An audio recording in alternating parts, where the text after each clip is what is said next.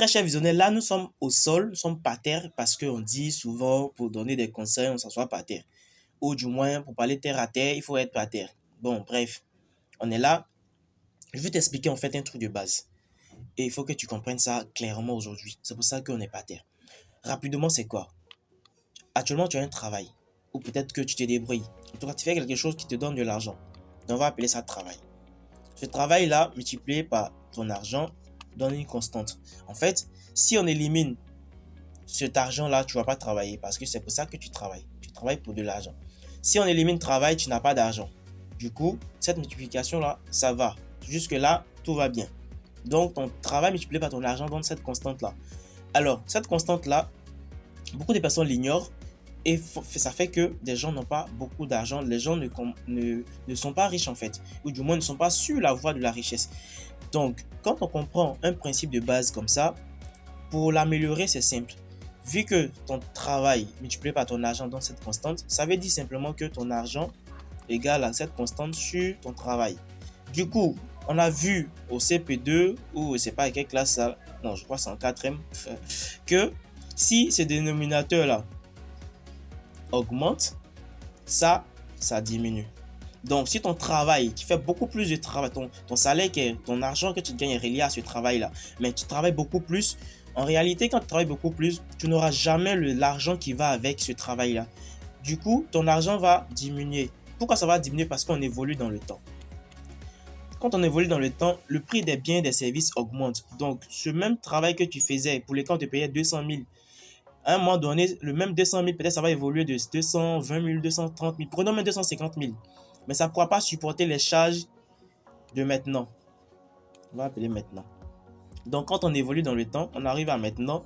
Le salaire que tu avais avant ne peut pas supporter ce qu'on a maintenant. Du coup, tu travailles beaucoup, ben, tu ne gagnes pas. Donc, pour que tu puisses avoir de l'argent, si tu as compris, c'est le numérateur que tu dois faire évoluer. Et ce numérateur-là, c'est ton éducation financière. Donc, si tu as une petite éducation financière, tu vas beaucoup travailler. Donc, travail augmente, dénominateur augmente, l'argent devient petit. Donc, pour que ton travail qui est relié à ton argent puisse te permettre d'avoir beaucoup d'argent, il faut que tu évalues ton éducation financière. Tu es à quel niveau au niveau de ton éducation financière? C'est pour ça qu'il y a des gens qui vont te dire, moi, je travaille, je ne peux pas épargner. Je ne peux pas épargner. Or, ces gens qui travaillent, qui doivent épargner. Pour que, en épargnant, en fait, c'est ton éducation financière qui te permet d'épargner malgré le maigre salaire ou du moins le même maigre revenu que tu as. Donc, ce maigre revenu que tu as, cette éducation financière-là te permet de pouvoir faire une épargne. Du coup, comme tu arrives à faire une épargne, avec ça, on va te dire maintenant que l'argent appelle l'argent. C'est cette épargne-là intelligemment. Attends, je vais effacer un peu ici. Je vais m'aider de mon pied parce qu'on est assis par terre. On va aller très rapidement. Cette épargne-là va te permettre d'attirer de l'argent. Parce qu'en réalité, tu ne vas pas garder ça uniquement à la banque et puis ça va rester là-bas, ça va dormir. Et puis à la fin de l'année, va te donner 3,75%. Ça ne vaut même pas ça.